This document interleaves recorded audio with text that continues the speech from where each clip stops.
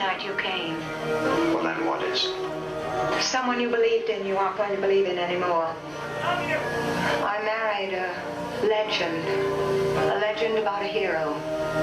Everyone worshipped him. The image that had been carefully built up in people's minds, built up with a terrible purpose. When I discovered what that purpose was, I had to destroy the image. I had to destroy the man. What terrible purpose? He grew to despise the people that worshipped him. He felt that we were all beneath him. I didn't know what had happened. I believed in a few people, leaders, rulers. But when Robert began to change, I saw the face of fascism in my own home. Hatred and cruelty. I saw what German women were facing. I saw the enemy. The morning of the accident, I stole his keys. Came here and opened this. The key to Robert Forrest's fascist organization. Of course, they didn't call it fascism. They painted it red, white, and blue and called it Americanism. And here are the funds to see it through. Fantastic amounts subscribed by a few private individuals to whom money didn't mean anything anymore, but who wanted political power. This was the essence of their plan. Here are some articles ready for release to stir up all the little hatreds of the whole nation against each other. This was an article to be published in an anti-Semitic paper attacking the Jews. This was to be used in the Farmers' Gazette to stir them up against the city dwellers. Anti-labor, anti-trade union, subtle appeal to the Ku Klux Klan.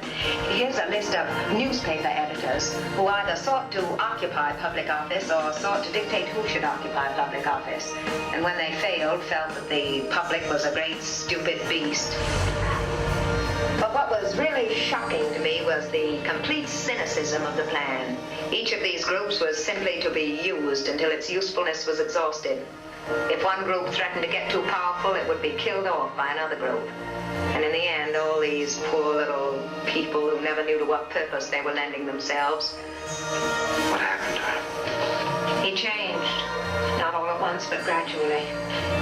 But he envied the dictators and thought that all governments of the people and by the people were soon to perish from the earth.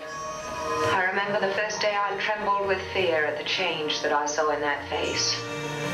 And he held me in his arms, and I knew that it was no longer a wife that he wanted, but sons. And his eyes told me that I was a poor creature who couldn't give him sons. The things he'd think of, the ideas he'd play with. The morning of the accident, I stole his keys, came here and opened the cabinet. Then I knew that Robert Forrest was lost, that he was a traitor to his country. I didn't know what to do. I went out riding to be alone to try to think. Suddenly it was clear to me. I knew that something had to be done. Their moment had come. Saboteurs were waiting instructions from Robert Forrest, and he was on his way to give them. I stood looking at the bridge. I said to myself quite calmly, he'll come this way and be killed unless I hurry and warn him. But I didn't warn him, because it came to me that clean death in the rain was the best thing that could happen to Robert Forrest. I had to destroy the image. I had to destroy the man. Yes, that was it.